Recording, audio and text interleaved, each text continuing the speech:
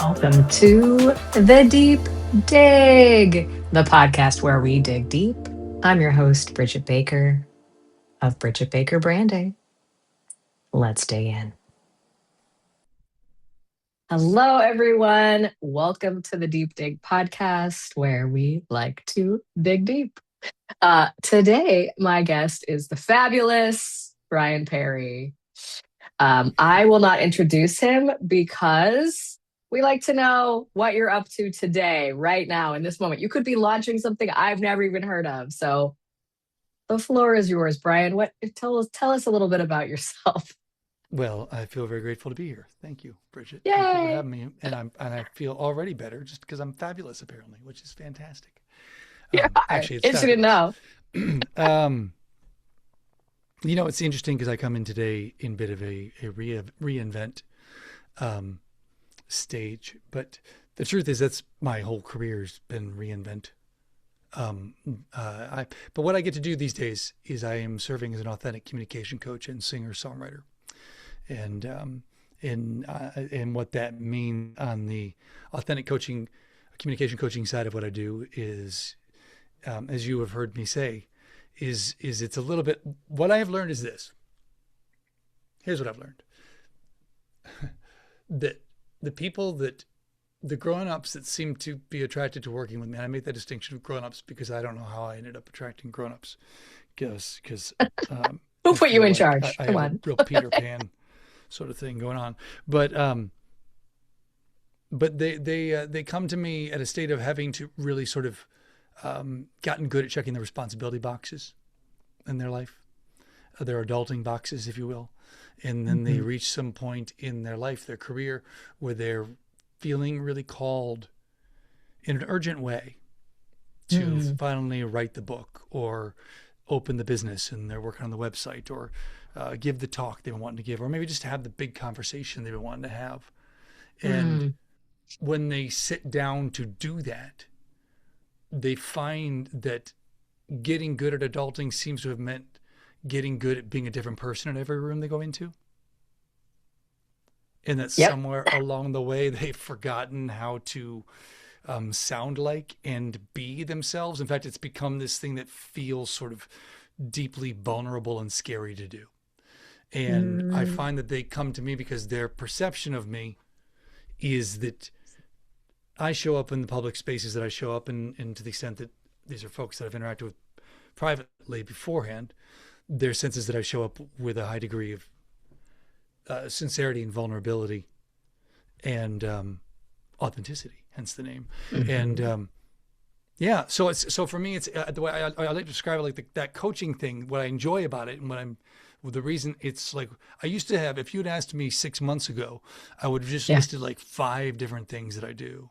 And the reason I sort of narrowed it down to those 2 is because what I love about the coaching is it's a lot like, there's an overlap with the music in that there's a need to listen better for where the song lives. It's like when we get into coaching sessions, Like how you're tuning with your hand. Like exactly. there's like It's exactly it. there's a It's dial like, tuning going on for those of you who aren't watching. right. Cause there's someone that, it's like, when people show up to do the coaching thing, I'm never like, well, let's just sit and talk. Although that does happen. I guess that does certainly happen in our practice of doing it. Yeah. But very often it's like, well, what's something you're working on? Let's work on that. And in the process of kind of digging around in the dissonance and resonance, the I don't knows and I absolutely know kind of moments, it's a little bit like dialing a radio, an old radio, where you're listening for your jam, and you kind of, all these radio stations come in loud and clear that you're like, that is absolutely not what I want to be hearing right now. And then like your song just kind of blows past. You kind of just hear, and you start dialing it back in little by little until you can find that true voice. That for me is deeply connected to dialing into trusting not just your voice, but your story.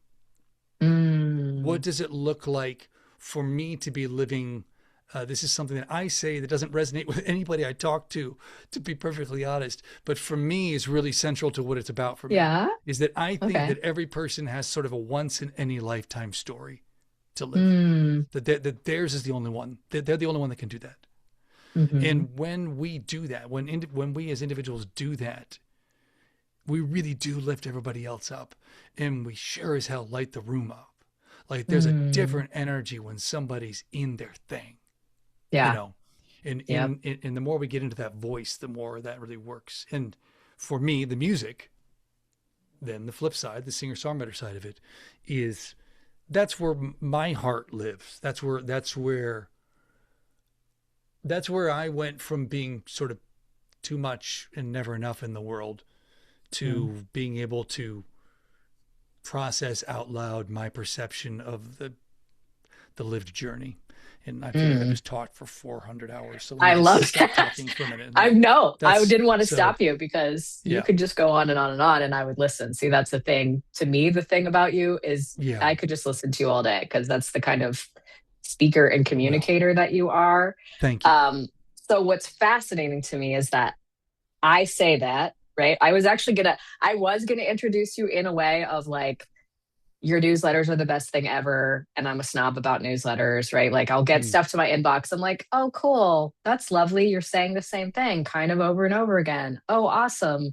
I don't want to unsubscribe because I don't want you to be offended. Like, like a lot of yeah. times newsletters are like that. They're not really hitting, or it's like, oh, yeah, I'll finally buy this thing. Thank you for letting me know about it. But yours are these stories that get me thinking and draw you in and all of Mm. that. And so I'm curious, when you were talking about the once in a lifetime story, you were saying that doesn't resonate with people. Well, I think there's, well, look, you and I both have, I Tell have me more a about that. Yeah, I was background in wondering. copywriting. You know, you, Hmm. you currently still work in copywriting very much. Hmm.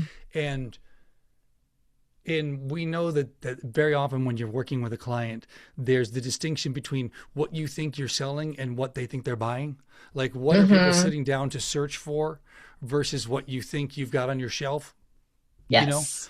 And so what I know is that what we are going to do inevitably on the way in the process of this coaching is help you tap into what is uniquely yours, which I Hmm. define as sort of your once in a lifetime story. But you So don't know that's this, what you're yeah. looking for. So And this word you just said, what's uniquely yours? yeah. So I had posted something a while ago. I say things about uniqueness a lot. I talk about uniqueness, finding your uniqueness, various versions of that. Then it starts to feel like, is everybody saying that? So I kind of stopped saying that at one point. And someone even said to me, someone I love in my life was like, a lot of people say that, like say something, say more, like you're not quite getting there, right? Mm, And the reason I think what was missing was I wasn't sharing the reason I say that.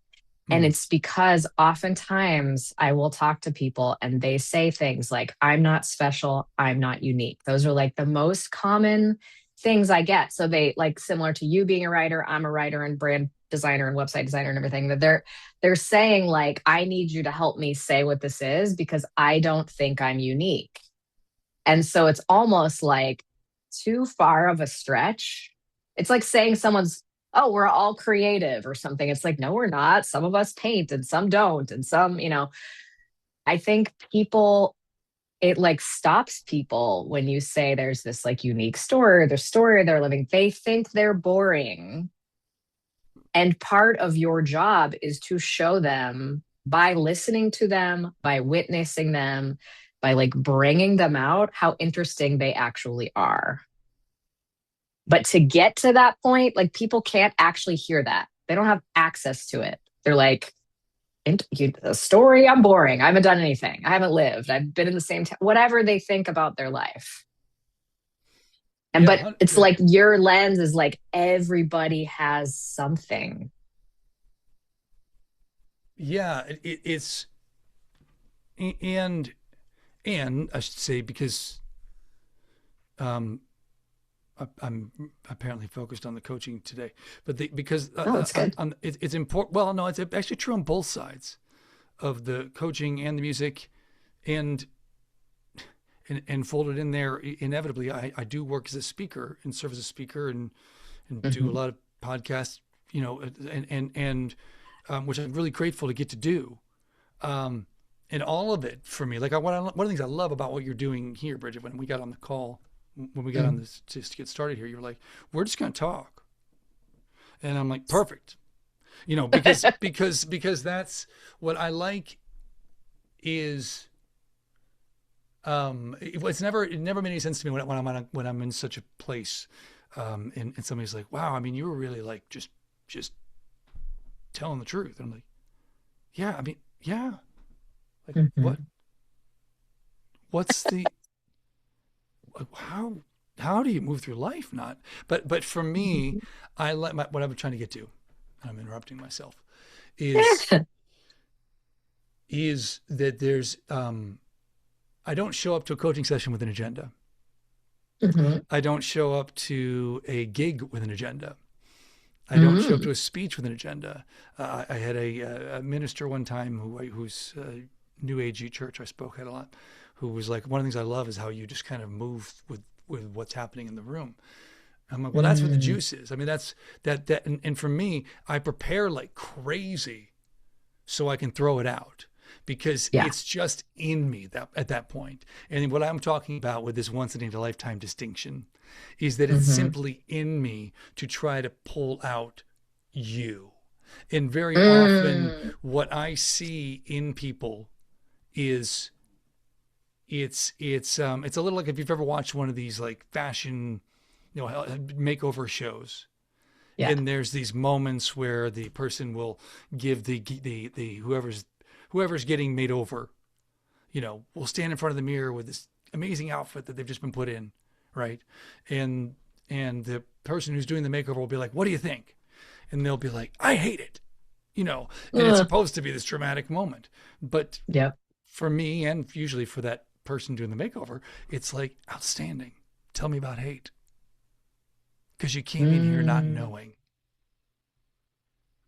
you know, and So it's and like a step closer because they know what they yes, hate, right? exactly. Yeah. You're defining Hmm. boundaries. I several years back wrote a book called The Myth of Certainty and Other Great News, which Mm. isn't a plug, just context. It was more a pamphlet that a friend encouraged me to put out as a book. So, Myth of certainty. Okay. The Myth of Certainty and Other Great News, and it Another was great thing. my frustration with. For me, it came from a place of frustration with, yes, the uncertainties of life and Mhm. wanting it to be different. We all want some lottery ticket arrival, which doesn't exist. It's not a real thing. Yeah. It just isn't. And and it was the intersectionality of that and a lot of the great teachers that I follow. I'm saying great with a sort of a capital G, like the spiritual teacher kind of community, Mhm. are so often going back to, well, just be in the now. And that shit was pissing me off. I don't know. So can I swear on this? I'm sorry. It was making me Yes. angry because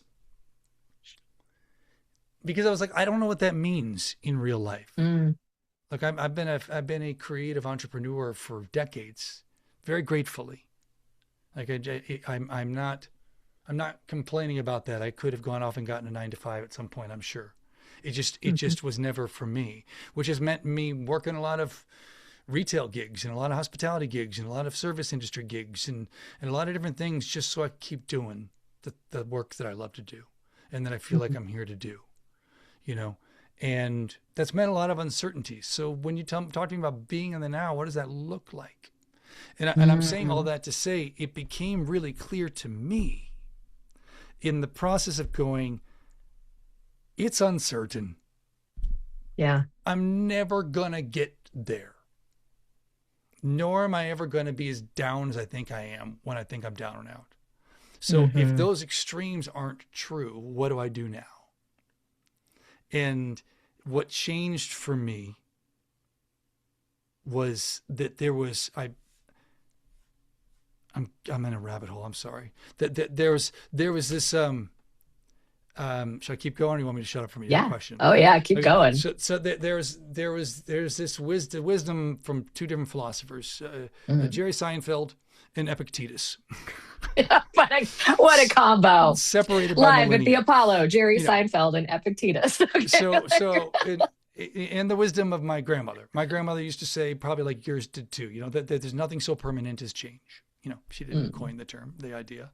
Um, I there's wish I nothing so wish my permanent as change. my grandmother was bipolar, so she Oh, was the so changing there you thing. go. So she was, She was the moving target, she right? was, she was being the change in a whole other way. She Um, was, yeah. yes, it was. I'm sorry, I don't mean that in a. No, no, no. Uh, I that's believe me. I laugh about these things now because it is how we organize ourselves around these well, and, people, and you right? know that I'm neurodivergent, and I come at this from a place of just training Yes, myself not to. So exactly. so it's a yeah. So my point was this, that Epictetus taught us that we're not disturbed by things, but by the view we take of them. It's not the thing, but the view we're Mm. taking of it. Yes. Cool. Works great on a bumper sticker. It's interesting. It's true. Yeah. It's true.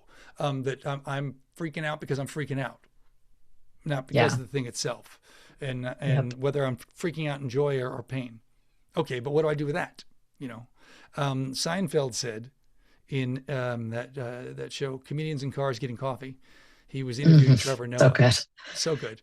And he and Trevor Noah were talking, and Trevor was talking about his upbringing in South Africa, and that got them into a conversation about pain, Pain, pain, and and and Jerry said that he said, I've come to the conclusion that pain is knowledge rushing in to fill a gap. Mm. Pain is knowledge rushing in to fill a gap. Stub your toe, knowledge. There's a table there. You're not Yep. looking where you're going. I love this so much. For me, that was the key. That was the key. I was like, okay, so life's going to be uncertain. Um, and if the highs and the lows, the joys and the pains, the successes and the failures, that they're just going to pass through, then maybe they're not there for what I think they're there for. Hmm. Maybe they serve a different purpose. That yes, I can be in the now and appreciate them, but then my job is to get curious. Like Yeah. that's the key, is that curiosity. Can I get curious enough to go, wait, what's in this for me? Yeah. This outfit looks crappy. I hate it. Yeah. Tell me about hate. So, I mean, this is, there you go. I love that. Well, because it's I will say similar to what I do with writing prompts in the writing group that I host, but it's like you're coming at it from an unexpected angle. Instead of normally their response would be, no, you don't, you look amazing or Yeah. whatever. And it would just discount someone's experience, make them feel even worse than they're already feeling because Yeah. whatever's having them say, I hate this, most likely is a judgment about themselves. It's not about the outfit. It's like I'm too old to be wearing this, or I've gained weight, or I'm skinnier, or whatever judgment we Yeah. have of ourselves. So it's something interesting that you touched on about certainty. And I was thinking, even in like the process of the way that you coach and how you witness and support and bring people out, um, I've been learning a lot about certainty lately. So I love my therapist. She's amazing. Like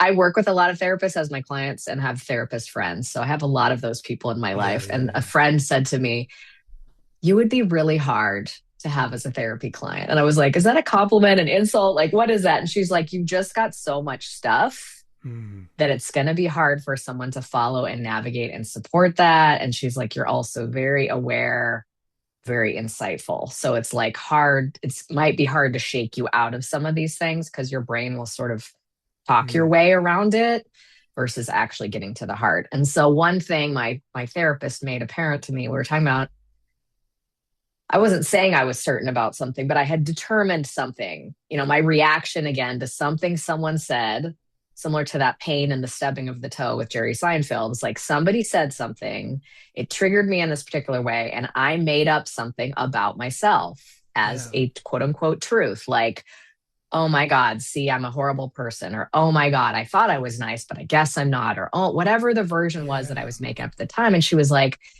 the nervous system. So I am someone that lives with anxiety and PTSD. And she's Mm-hmm. like, your nervous system is looking for certainty. So even if you're like, you assume the worst case scenario, Yeah. that at least is certain. So if I sit there and I go, oh my God, he's leaving me. Oh my God, she's going to die. Like somehow that is more peaceful than the uncertainty, than sitting in the like, I don't know what will happen. Sure.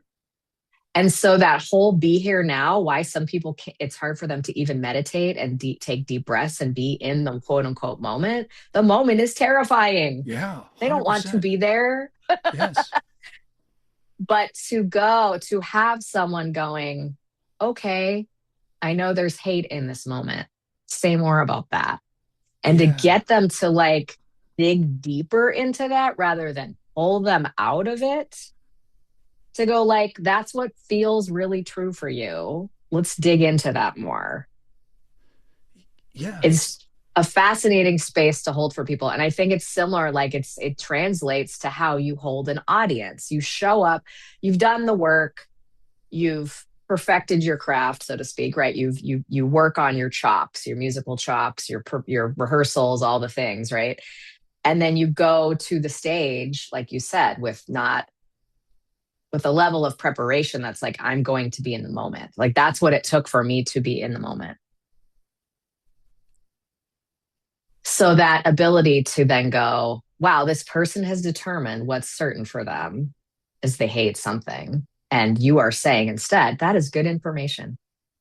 Hmm. Instead of like, no, you shouldn't, or how about this? Or, getting them in a light. People don't like that. People don't like to sit with the heavy. They're like, let's snap They out of that quicker. You're like, no. Mm-mm. they don't like to sit with it, but they're carrying it.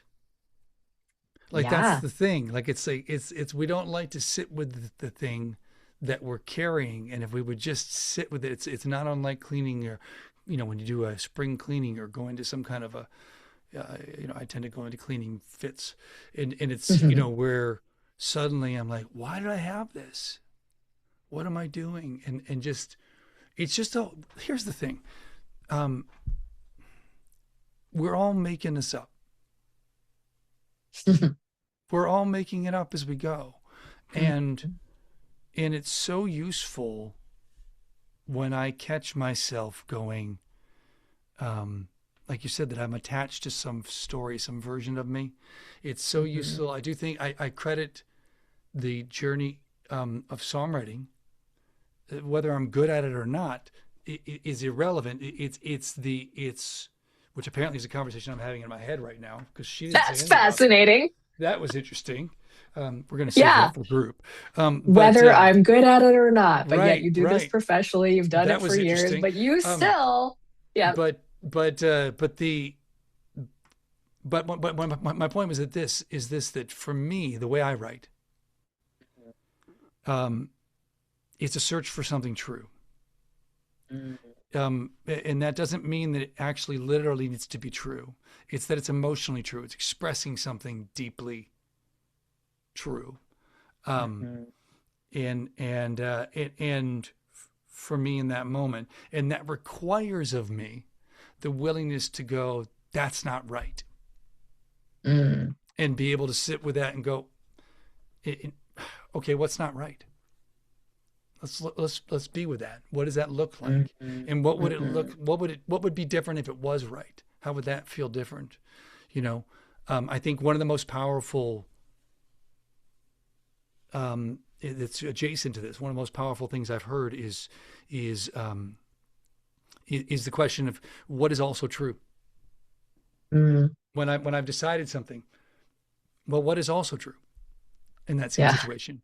You know, yeah. um, and I'm going to pivot just a little bit because there's an Mm, interesting layer of all of this for me. I mentioned in the beginning that I'm in the middle of a reset and kind of a reinvent in my world.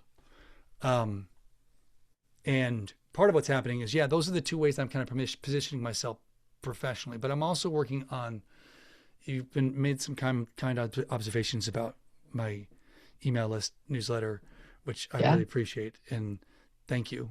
And I really Hmm. endeavor to show up to that um, with no bullshit. It's intended to be honest, and this is what's happening. This is Yeah. what feels real, and um, and as close to the moment that it felt that way as possible, you know, which Hmm. sometimes gets in my way because I I don't like letting things, cataloging things too much to then get into Mm. later. But I'm saying that to say this: I'm trying to get on my own way around this stuff. I'm in the process Yeah. right now of I've had a YouTube channel ish for a while.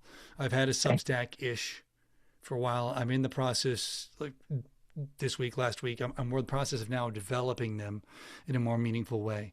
And there's a reason for that. And that was that I caught myself hiding. Mm. Even as I had become more active um, during the pandemic and post pandemic, sort of playing an active role of people coming saying, help me stop hiding. Yeah. I have found that I have been hiding. Ah. And my hiding started, well, it started with divorce, to be fair, in a while back. But that was a long time ago. That stuff takes a long time to get over. I'm trying to tell Oh, it's yeah. you. And but it started there. But it's for me, it was more I when I hit a stretch. Long story short, because you and I've talked about this so much. I went through. I had Bell's palsy, which is a Mm. virus that attacks the facial nerve and causes something that looks like paralysis on one half of your face. It looks like you're Wow. um and um and I had that, and generally from it's not something you catch from somebody. It's something that's one of these Hmm. things that's like in you, and then it gets activated.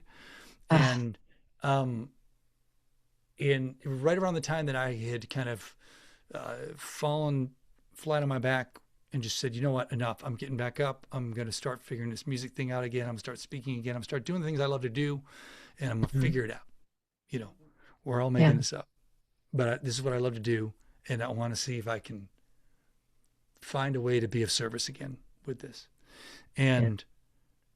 And then I had Bell's palsy, and the docs were like, we haven't solved for this because it's not about making an old white man's penis hard. So we haven't solved Right. it, but Right. We got a lot of drugs for that. Right. right, Yeah. no problem. But No problem. it doesn't happen to many people. You'll probably be okay. We don't really have a treatment, but it really only happens once. And then it Mm. happened for me 3 times, Uh, and it kind of switched sides. And I'm saying that to say this: the result of it was that, and I've not really spoken publicly much about this. Is something I want to do on my new um, yeah. YouTube thing, and part of it Thank is you for doing partially. that here. But it's certainly um, it's it's the journey right now. It's what authentically was happening, Hmm. and what happened was that I couldn't sing the way I used to be able to sing. Now Yeah. I was never a great singer, but I couldn't sing in the way that I knew how to sing, Mm. Yep. and that was what I knew how to do. And it was like if I couldn't find work elsewhere, I knew how to go get a gig at the local restaurant playing the cover songs for you while you're eating your dinner, and do that, which is all people seem to want to hear from musicians these days, when it's not on their Ugh. Spotify playlist. So it's Uh-huh. one of the it's I knew how to do that, and I could kind of Yeah. make a living that way. And now I couldn't, and I couldn't make music anymore, and I couldn't in the way that I knew how to do it. And Yeah. I fast forward through this. The pandemic was a tremendous gift for me in this regard. Um, although it was during the pandemic that I had the third episode, but it was but the pandemic was a tremendous gift in that I got, because everything went online. Mm-hmm. My relationship with the world changed, as it did for everyone. Yeah. My relationship with myself changed very deeply. I began to understand my own neurodivergence, which I had never understood before. Mm. Was never fully diagnosed around before, and um, and I got involved with a songwriting community called Thinking Outside the Blocks. Ali Moss and Bess Rogers do that, Thinking Outside the Blocks. I'm going to say again because it's just an I amazing love community of that music that name. I That's a love. great name. And it was about helping people overcome, writer's block. It's Hmm. just tremendously supportive community. That so many of those like songwriting and artistic communities are about people trying to get found. Hmm. And that's not what this is about. It's about people that Yeah. want to continue to grow in the craft. Saying all that to say this, thinking outside the blocks helped me start to love how I can make music now, Mm. and helped me start to makes me a little emotional. Helped me start to trust my voice again Yeah. in a way that I stopped trusting it, Yeah. and had kind of gone, well, I've never been good at the adulting piece. I've never been a rich man. I never, all those kind of things. Well, but I've always been able to sing. And then that went away. And I was just like, I'm just going to be over here in the corner being quiet now, you know, and through that group, I've started to go, no, man. And then everything that's happened in the last several years, I'm not aligned with what's happening in the world. And Hmm. I feel an urgent desire to be part of the solutions, which I absolutely know are a long term process. This is a long term Hmm. project Yep. that is going to involve two conflicting ideas. Like, I need to fight um, vehemently, passionately where it is useful, and I need to be a bridge and unite. Hmm. And because we have to be able to communicate and hear each other again, Yeah. I have to be able to do Yeah. both, and I have to do that without adding to the noise in an environment where chaos is king. Saying all Yeah. that to say, I had this wonderful series of ahas in recent months that would take way too long to get into, that were all a result of uncertainties. Yeah. They were 100% a result of like massive uncertainties unfolding in my world that compromised my health, compromised my income, compromised so many different layers of my life. And Hmm. in the moment, I literally found myself having to practice what I preach and go, this is really interesting. What do I do with this? Yeah. And this is the last thing I'll say, and then I'm going to shut up. There, there's a band called the Indigo Girls, Oh um, yeah. that when I was coming up, they were a really, really big deal. They're icons in many music corners, certainly in the folk world. And most recently, people know them from the Barbie movie because one of their songs was featured in that. Um, It's true. um, uh, but one of the members of Indigo Girls, a woman named Emily Salyers, who in the early days was sort of known as the voice, like she was like the two of them were both extraordinary artists, but she had this much more sort of traditionally beautiful voice, where Amy had Hmm. this more assertively beautiful voice, and Hmm. um, and they've both matured in such brilliant ways as artists, and I'm still just big fans of both of them individually and collectively. Saying all that to say Nice. this, 6 8 weeks ago, I'm sitting at this computer, sitting right where I am right now, and I pull up a video on Instagram where they're like, "Look, this is going to be a longer video," and Emily says, um, "I've been dealing with some illness, some Hmm. neurological diseases that I've developed. That the voice that I had is no more." Hmm. And we thought about we could just call it a day, but this is what we love to Yeah. do, and we love getting to play for you, and we love getting to be of service in this way. So we're going to find a way to Hmm. do it, you know. Love that. And for me, in that moment, I looked back at my guitar over here, Taylor, in its case, and I went, "All right, Taylor, you're going to the shop, brother.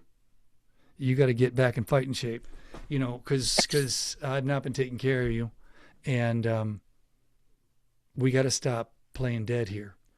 And I Mm. realized that while I might not be able to be doing 2 3 hour sets the way I once did, the world doesn't work that way anymore anyway. And I can be on YouTube, and Yeah. I can be offering music and talks and ideas, and uh, and so I'm excited. I'm working out right now. What does that look like? Hmm. It's something about the conversation of what does it look like to find your unique self. That right. It's Yeah. something about what does it look like to navigate uncertainties. It's Yep. something about what does it look like to live to just be making us up as you go. Critically, for me though, it needs to be a place that offers permission to be Yeah. making it up, that offers a safe space to um, feel seen when you want to be. I got no, I can't, I don't have any control over the haters, the bots, or all that other bullshit. That's not real. That's You don't. I don't. It's none of my Yeah. business. But Mm-mm. for the people that show Bots are up none that of want my it, yeah, business. Yeah, I like they're that. just not. So anyway, Mhm. that's literally kind of where I'm at as I sit here talking to you and intermittently looking at you. Um, Yeah. uh, that it's I'm working through that, and and having shared all that, it's going to be the thing I'll obsess about after we get off this call, and I wonder about what I shared too much about. But I love that's that. where I'm at. Yeah, I want people to leave this podcast with a slight vulnerability hangover, right? Like that's my yeah, goal here. Because that is why this is called the deep dig, right? It's like there's this stuff underneath that even is hiding from yourself, right? yeah, And so in yeah, this conversation, you were like, oh, I don't talk about these things much, or oh, wow, that was weird. There's these things coming out of you because you're collaborating in a conversation, yeah, right? yeah, Left to our own devices, we're like consuming and getting, input and information and going, I don't know how to actually make that real. Like the yeah, be here now, like the how do I actually create that, And thank you for sharing that story about your Bell's palsy and that it was even being told things like, oh, it only happened once and it came back three times. And so it's like you would think, okay, I've navigated this once, I should be cool with this. But the same point is like, this isn't supposed to come back though. Like something's right, wrong, right? And so your body kind of gave you no choice but to go, we got to just like ride the wave. And yeah, what am I going to let this stop me? Right. And similar to sharing about the Indigo Girls, it's like we think there's these standards of how we're supposed to be. yeah, And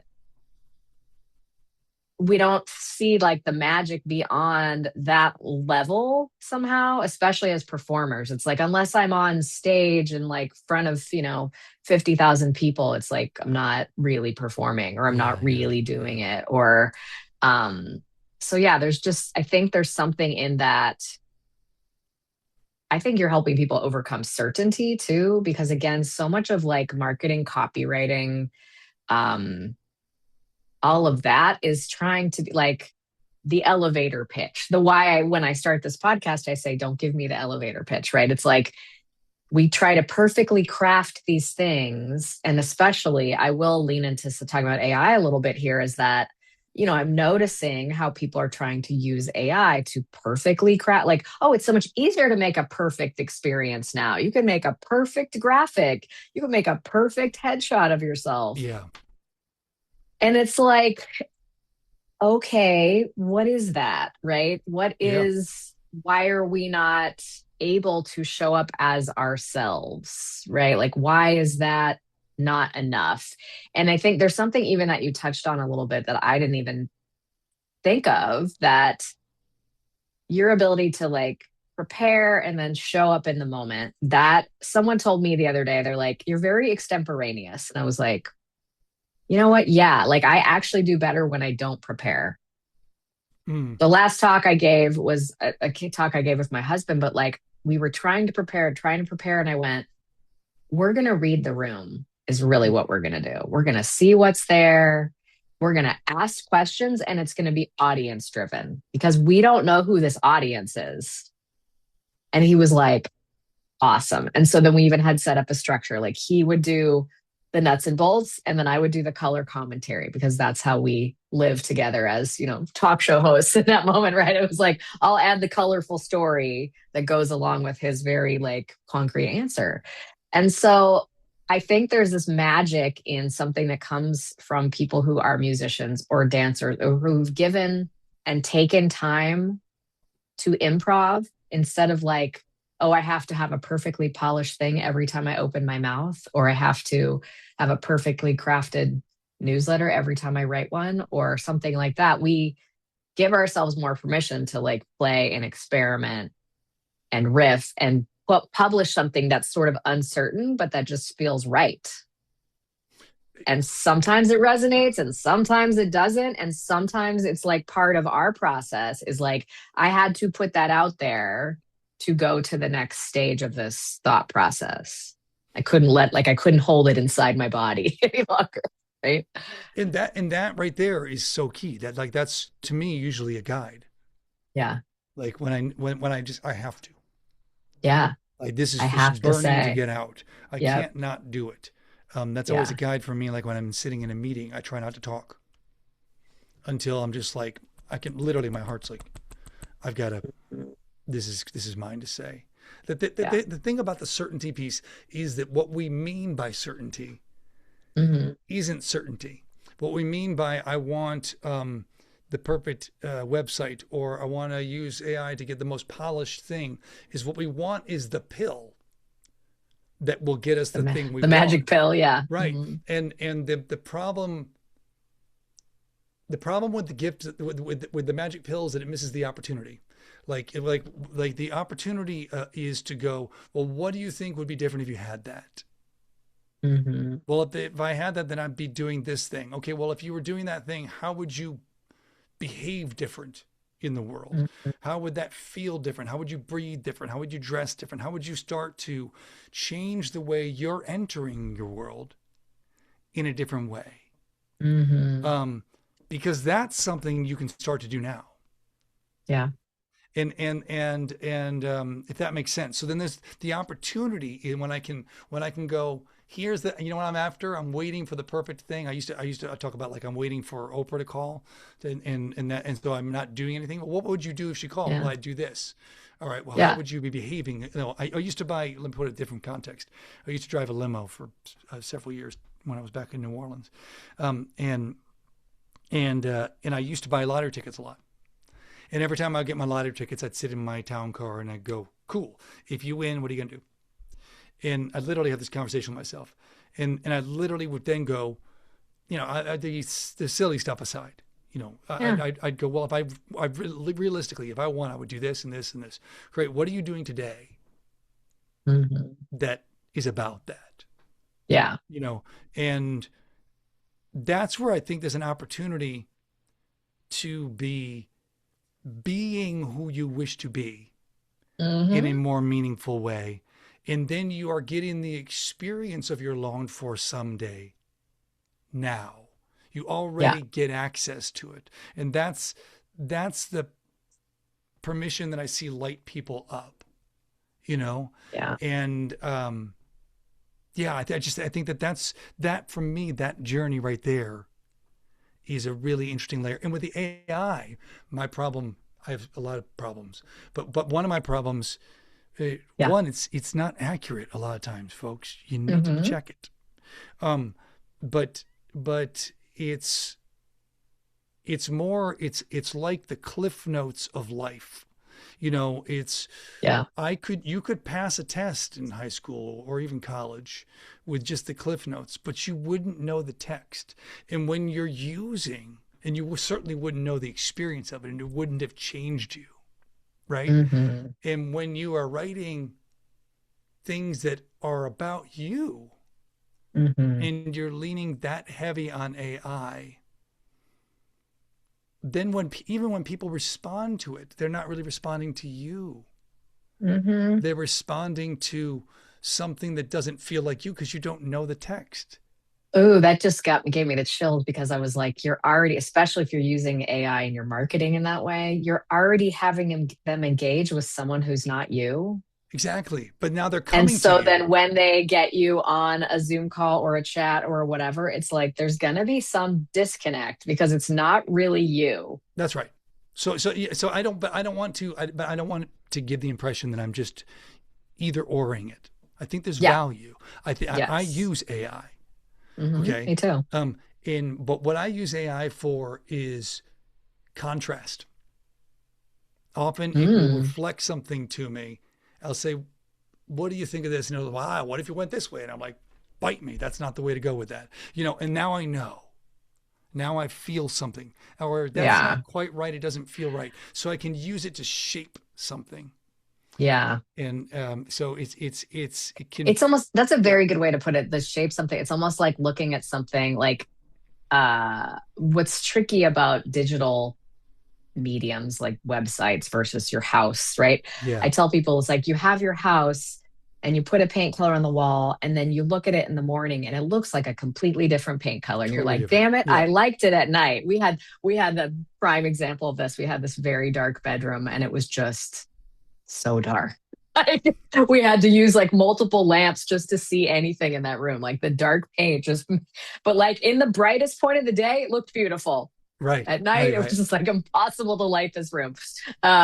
And so it's like we have to get sort of that external input, and it does give you an easy, like, whether it's cost prohibitive or whether it's, just time sensitive or whatever, it gives you, AI gives you that easy, not that moment, Yeah, or an easy, yeah. like, here's something where here's a place, like a jumping off point, here's just some information I can use.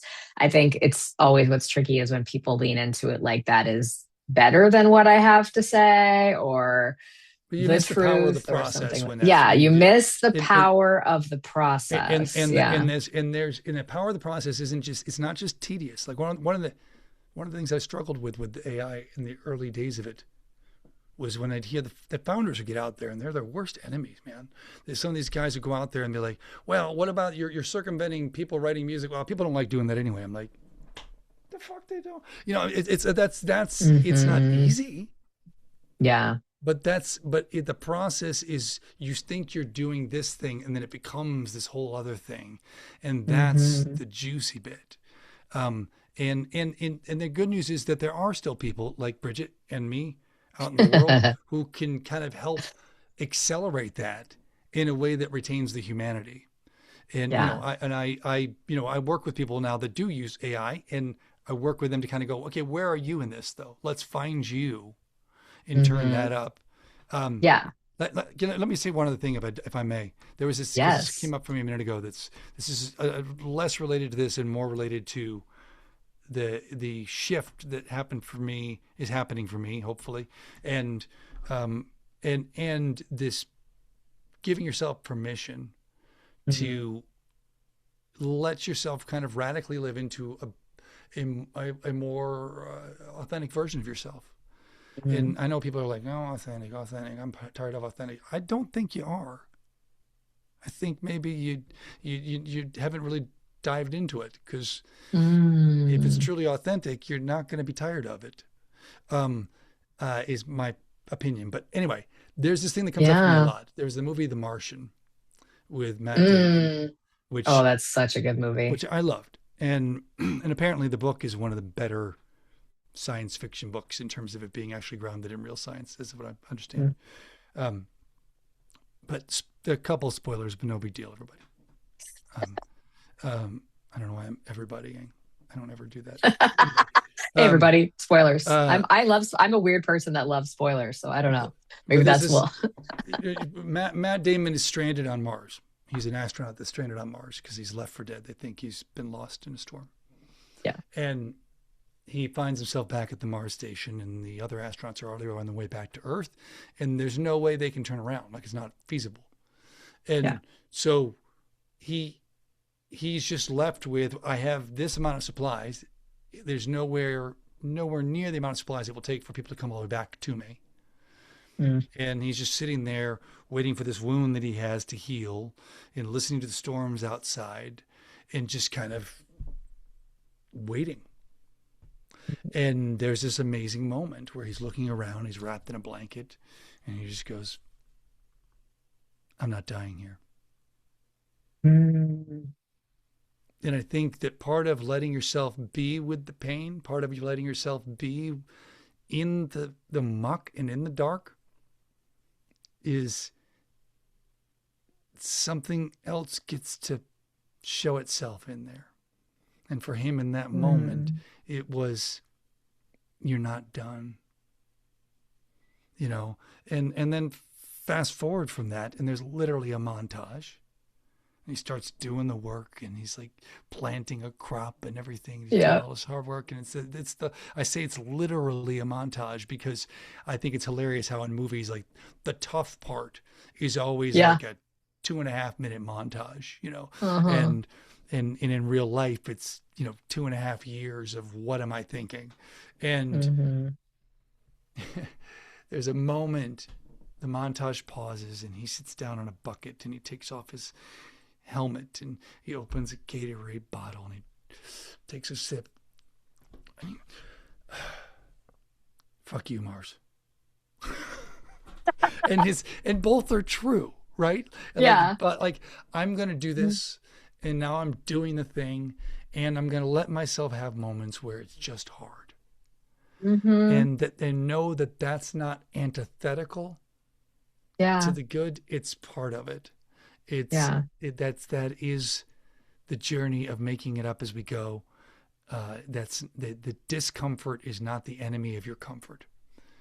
Ooh. It's the path, it's the guide, and I wish for you and I wish for me greater days of comfort and greater days of joy and peace for sure. Yeah. But don't misunderstand the purpose and the value of the discomfort along the way. Yeah. Yeah. Just that's the several things you talked about: friction, discomfort, sitting with uncertainty, and that.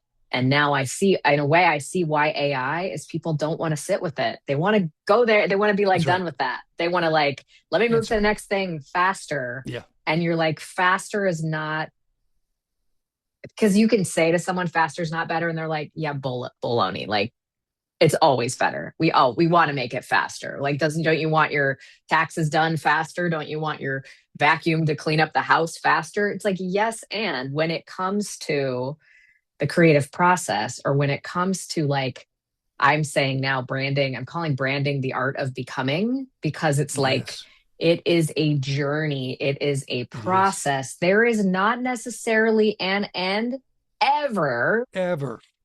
And No. yet also, similar to what you were saying about, it was interesting what you said about that, like being the change, essentially, that you think you want something. So it's like, who would you have to be to have that happen? Who would you Yeah. have to Yeah. be to have this book? Um, you actually gave me a good Well, idea for a not writing to prompt have and to saying not to that. have it, Yes, not but to. if Yeah. you had it, like how would you Yes. Yeah. inhabit that space differently? Yes, how would you inhabit that? It made me think of, yeah, if this thing you're writing right now was out in the world, like who would you be, right? Who would Right. you get to be, or who would, because sometimes the answer might be like, ooh, I don't actually want to be that person. Like that's somebody else's voice. That's, I got to a place with that for myself where I was inspired by someone that was speaking, and I was like, I want to be just like her. And then I thought about what her life actually looked like, and I went, I don't think I actually want that. She's like all her Instagram posts at the time were like complaining about, oh, I'm just on a plane every day and I'm this and I'm that. And I was like, I don't think I actually want that lifestyle. And I think that's what like doing what she does entails. I was like, oh, interesting. That sounds like hell to me. Cool. We're going to shut that down. Right. Yeah. But it's like, you have to give yourself permission to sort of future think or go through the process, or even have that moment of hitting rock bottom, like on Mars, when Matt Damon is like, I'm not done yet. This is not where my Hmm. story ends. You have to get to that nugget. You might not know what your story actually is, but you have to sort of get to that little underlying truth of like, I'm not going to let this moment be it. I'm not You, going to let this illness yeah. define where my life goes next. I might not be able to ever do what I did before, but it's not going to define me as what stops me. Absolutely. Let me add one Yeah. last nugget, if I may, Yeah. Yes. that's related to everything we're talking about here. Um, AI is a good stepping off point. Hmm. Something I want to be talking about that I haven't talked about yet, and that Yeah. is that um, I like sex. Big fan. Yes. You know, Yay. for me that's a monogamous pursuit. But I like Hmm. sex. That's Yeah. and what I mean by that is as a result, I'm not a huge fan of AI because there's a place for a quickie. Hmm. There's definitely a place and at the right time and place, it's fantastic. I love a quickie. I don't only want a quickie. I don't only want to rush to the result. I Yeah. want to take my time. You know, Yeah. I want to get to know the the nooks and the crannies. I want to get in there. I want to understand and connect, and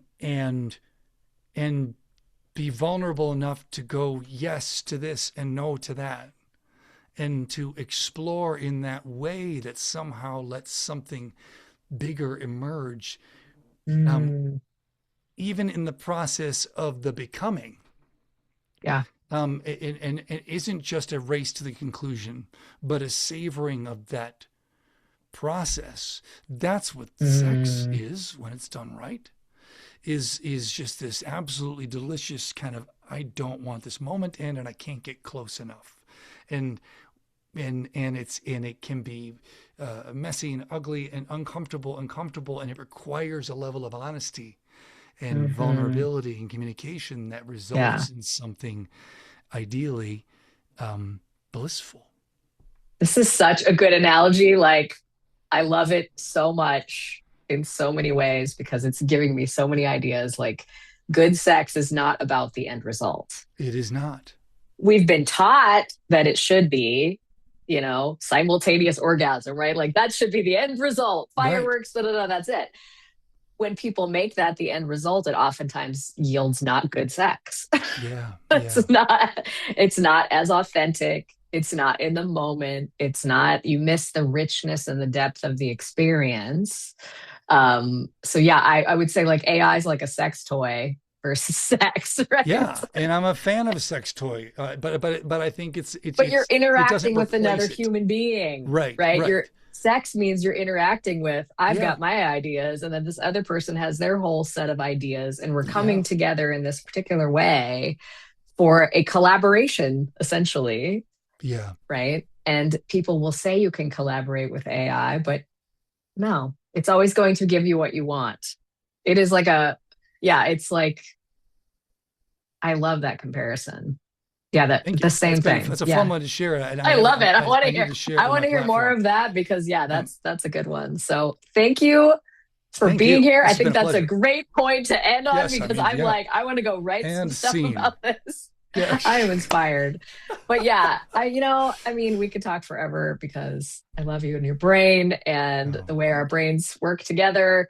So thank you for being here, Brian. Where can Oh, people find you you? are a You mentioned gift, you've Bridget. got YouTube things. I'll put everything in the show notes, but like, where's your Well, favorite spot to have people hang out? my website is yesbrianperry.com. That's Okay. I love that. YesBrianPerry.com.